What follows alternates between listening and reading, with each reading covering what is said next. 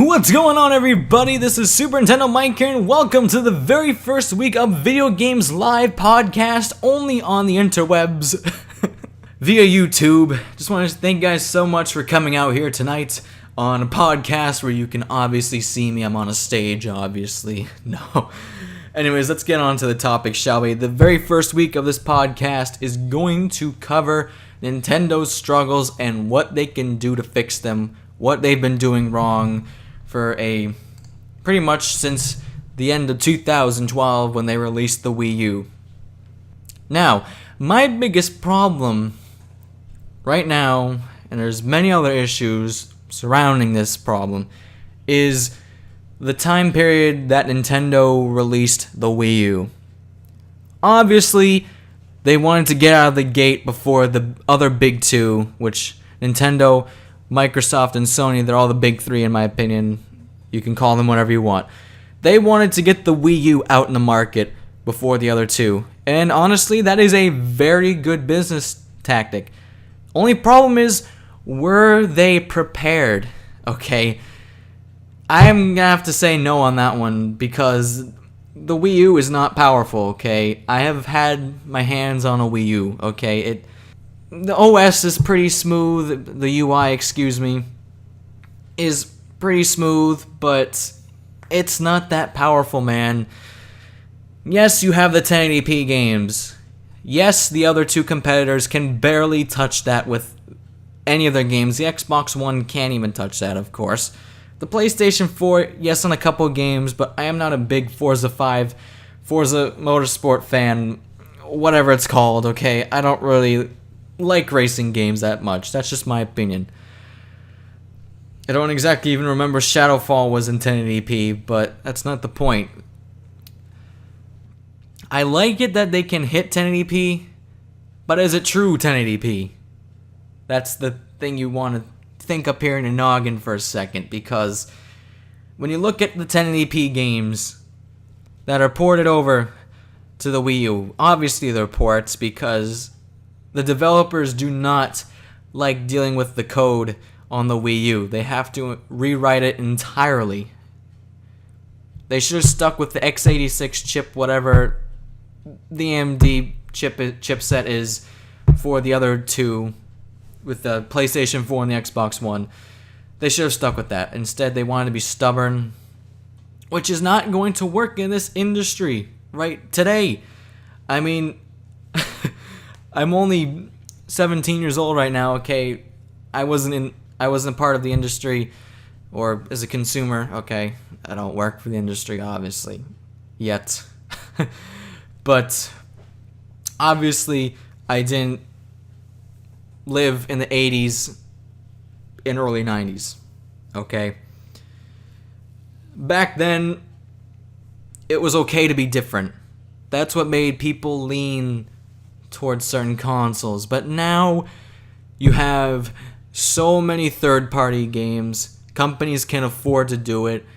Back in the day, not really. You didn't see that many third-party games. Companies just stuck with one platform. Once in a while, you'd see a game here and there on the Dreamcast, and then, of course, they had the Genesis, and then PlayStation, NES, SNES. I mean, you have all those great consoles.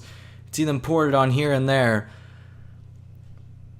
But now it's kind of a requirement to have that third-party support.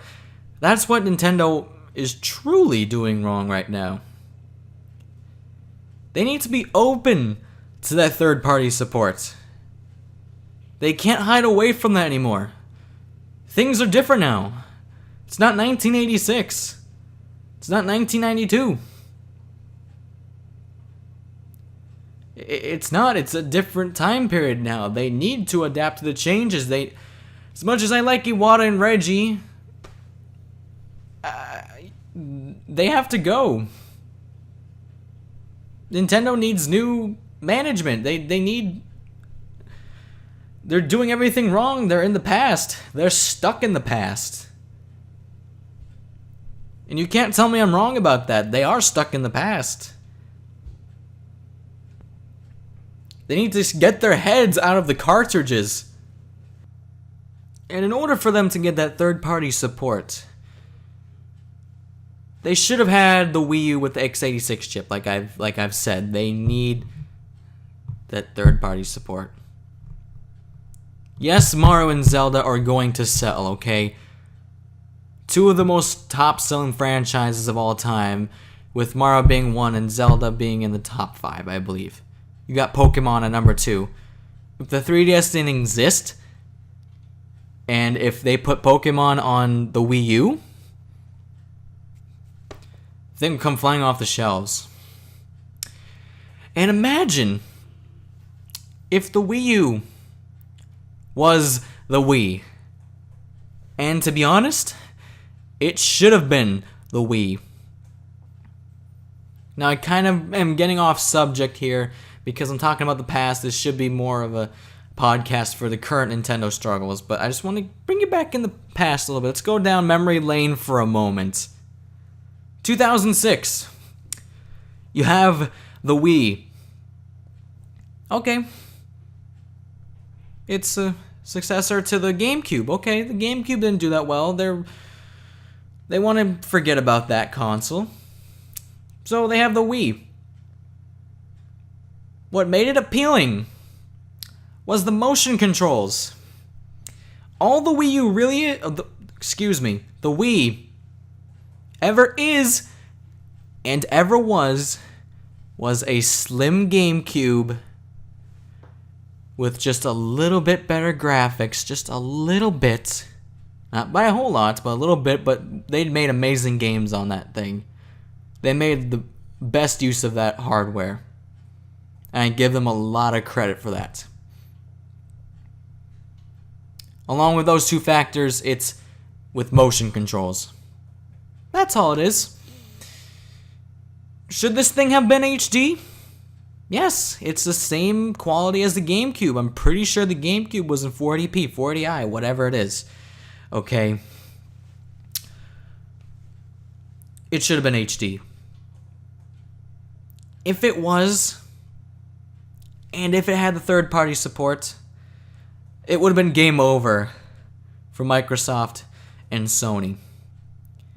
Nintendo would be destroying the market. I don't think you'd see Microsoft right now. I don't think you'd see Sony with all the problems they have with money. They're really dependent on this console race. As much as I hate to call it that, it's true. You know, I mean, with them selling as many PlayStation 4s as they had compared to Xbox One ones, which you can't really call it one over the other right now because the things have only been out for, 2 months? Come on now. The Wii U should be amazing.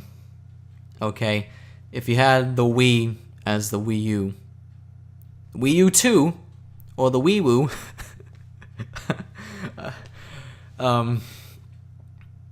this would be the best thing out in the video game market right now. And it should be. Okay? It shouldn't break a sweat trying to do 1080p, and the same thing for the other two competitors, but that's another video. That's probably going to be up in a couple weeks or maybe next week. I'm not entirely sure what I'm doing with my topics yet. What else has Nintendo been doing wrong? Well, let's just call it marketing. I have seen Nintendo ads on television. Maybe one here and there because I don't really watch television, but other people have been telling me too. They haven't seen too many ads.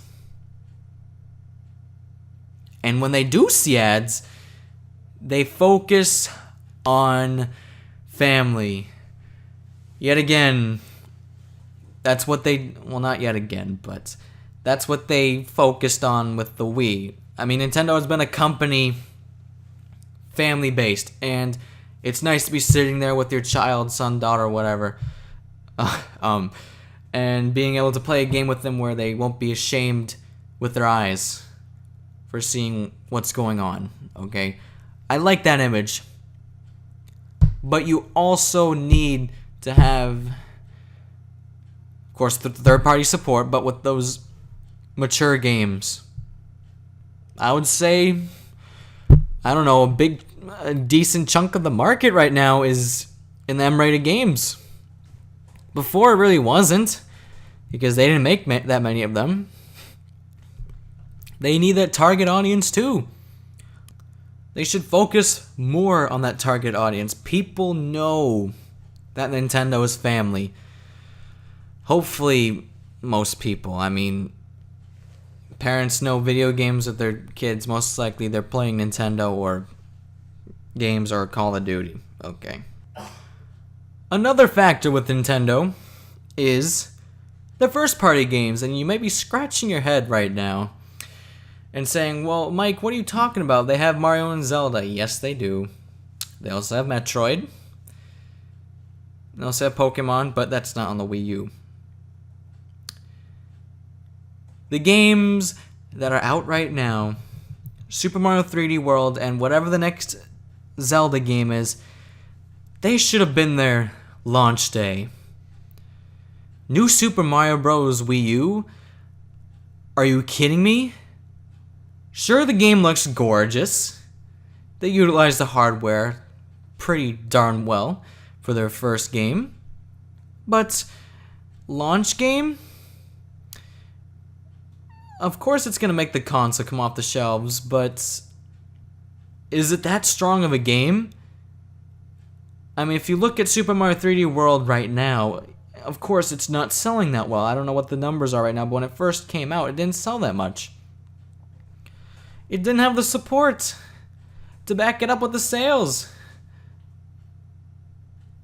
And of course, New Super Mario Bros. Wii U didn't have it. If Super Mario 3D World had Zelda Wii U, whatever they're going to call the next Zelda game, it would come flying off the shelves. One game isn't going to do it. No, not in this industry, no. It's not going to do it. People come to Nintendo for Mario and Zelda, Pokemon, Metroid, and Donkey Kong. And speaking of Donkey Kong, with that Tropical Freeze, I'm going to get to that in another video. When I'm talking about certain games and what they're doing right and wrong. But like I said earlier in this podcast, Nintendo needs to get out their heads out of the cartridge slots. They need to think in the cloud. No, I'm just kidding. I don't know where I was going with that. But they need to live now. New management, better marketing, more third-party support, breaking games in 1080p without a sweat, which they're doing with their first-party games. But when you look at games like Call of Duty Ghosts, it's in 1080p. Now that's appealing at first glance, but when you play it, you have less textures and lighting. Now I'm not really a pixel player. I don't play by pixels, okay? I mainly play RPGs and story-based driven games, which is of course an RPG. I don't play by pixels. But nowadays, you kind of expect that because the tech has been better and better over the years. It should be expected for the game to look pretty. But it also depends on what kind of a game it is. But if you look at a Mario and a Zelda game, obviously it's going to look pretty. If you look at a Call of Duty game, it should be pretty. But of course it isn't. It's Call of Duty. Okay? Another thing is the price drop. Now, when this thing first came out, it was retailed in the United States at $349.99, and that was the deluxe edition. That thing should have been $300. And the price cut now, if it was still doing bad, should be $249.99. Now, obviously, they can't really go down from the $300 right now. Okay? The thing probably costs, I would say, close to $300. They're not making much profit off of it right now, but that doesn't really matter. You look at the PlayStation 3 when it first came out, it didn't cost less than $600 to make. Thing costed like $700, $800, $900. The Blu-ray drive was the biggest thing when it came out. Now it's cheap. But when people look at it right now, okay, Wii U $300. That's a pretty good price. What does it have? Oh, okay, it's Mario and Zelda. Yeah, I know those franchises. Yeah, they're legendary. They're at the top. They're perhaps the best of all time, considerably. Oh, but wait. No third-party support. Oh, what's that over there? A PlayStation 4? $399.99. It has all third-party games I want. But I'm missing out on Mario and Zelda, but that's only 2 franchises. Do I really need them? Nah. I'd rather have everybody else.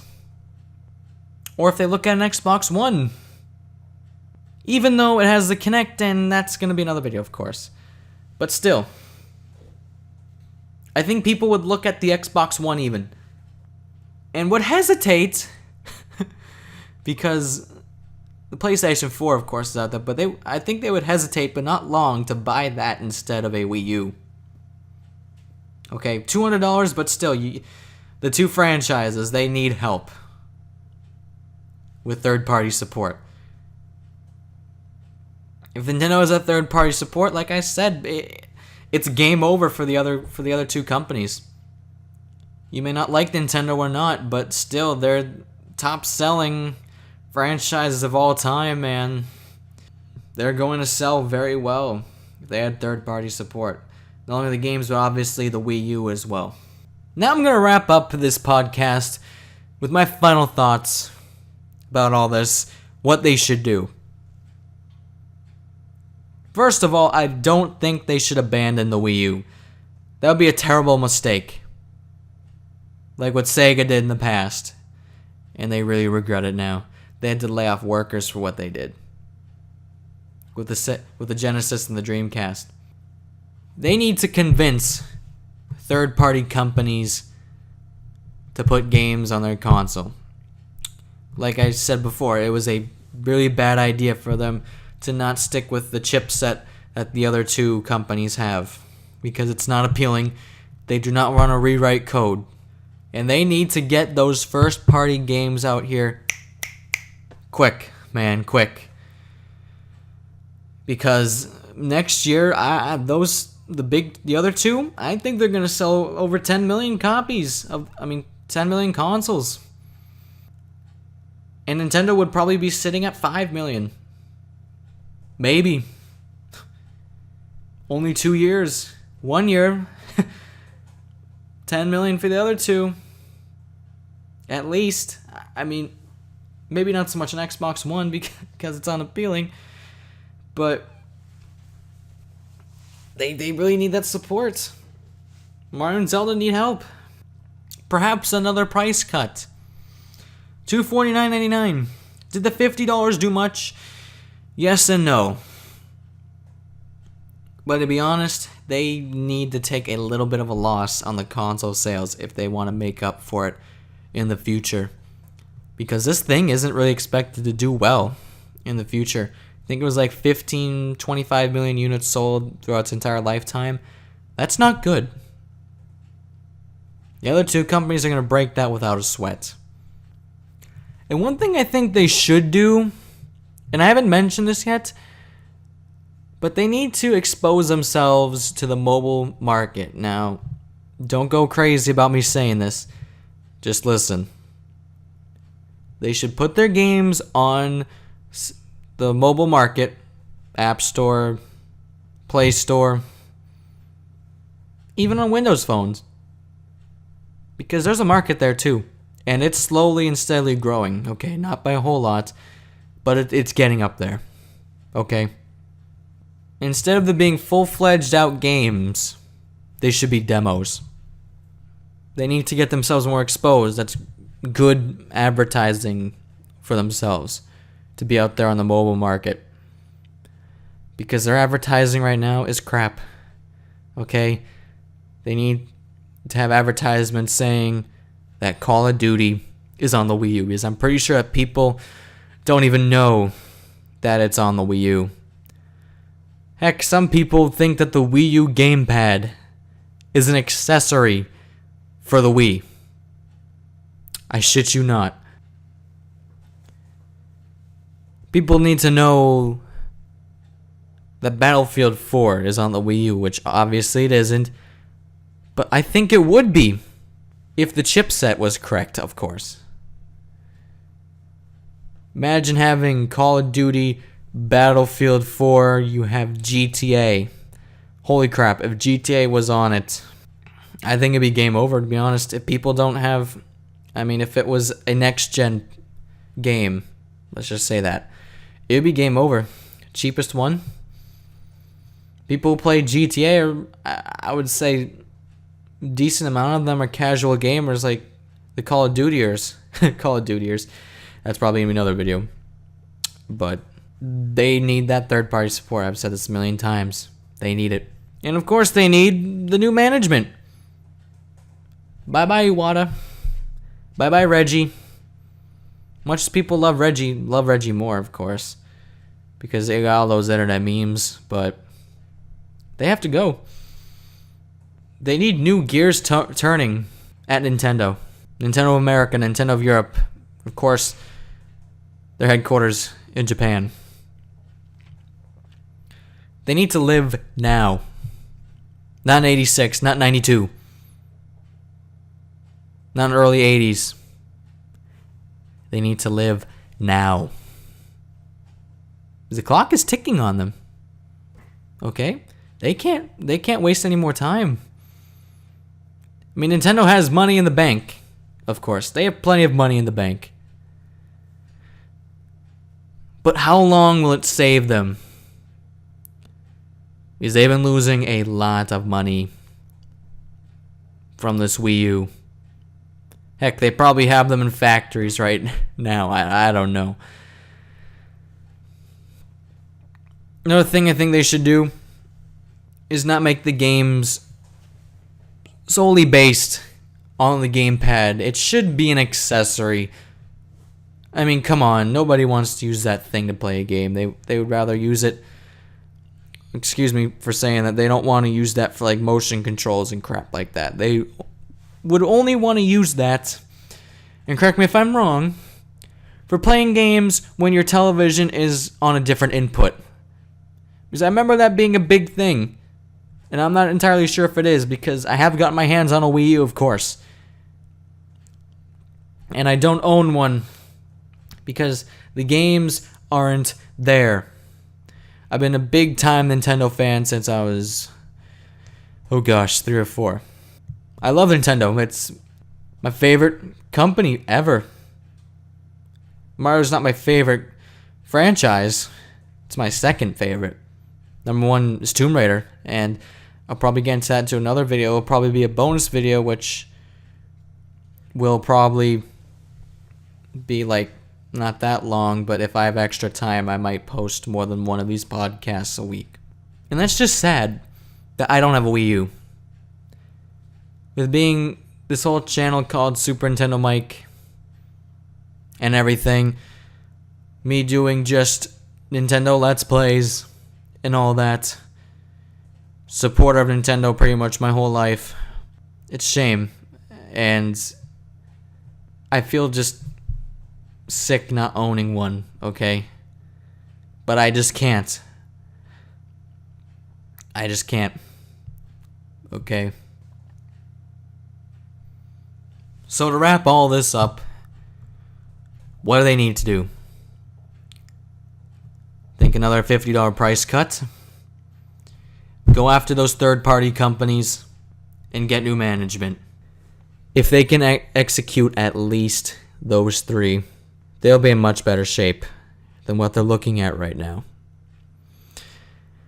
And I don't like seeing a company fail, even if it's Microsoft and the Xbone, okay? You don't want to see these companies fail. They're important for the industry. Video game industry is very important for every country's economy that's involved in it. Billion-dollar industry. Very important. I don't want to see any of them fail, and trust me, you don't want to see any of them fail. Okay? It'd be cool if we could just everybody get all the consoles and everything, but that's not how money works, okay? Not in this economy. So thank you guys so much for watching this very first episode of Video Games Live Podcast. Leave a like if you enjoyed it. Really appreciate it. It helps me out a lot. It'll help this series get exposed out there in the community. Hit me up on Twitter on what you would like me to see, what you would like me to talk about in future episodes. Because this one is probably a little rusty because I repeated a lot of stuff, but we'll probably do some smooth editing. But, yeah, hit me up on Twitter. Because the Google Plus crap, I can't communicate with my audience that well. It's terrible. So next week's episode, not entirely sure. It'll probably be talking about the other two companies, or this Google Plus crap going on, excuse me. And hopefully it'll be much more enjoyable then. Because, yet again, I'm going to say this again and again. With the whole repeating and crap. Okay, I'm sorry for it. But hopefully next week's one, or whenever it will be much more enjoyable. So yeah, don't forget to hit me up on Twitter like I said. You can also email me at supernintendomike@yahoo.com if you have anything you would like to say. If you are a graphics designer, I would appreciate it, and I'll advertise you in my videos and in the comment section any way possible on social media. If you can hit me up with a logo and a background on my channel, or even backgrounds for this podcast, I would really appreciate it. I would advertise you in any way, shape, or form. So if you have interest in that, just yet again hit me up on Twitter or email me at supernintendomike@yahoo.com. Thank you guys so much for watching. I've been Super Nintendo Mike here, and I hope to see you on the next one of Video Games Live Podcast. Peace, everybody.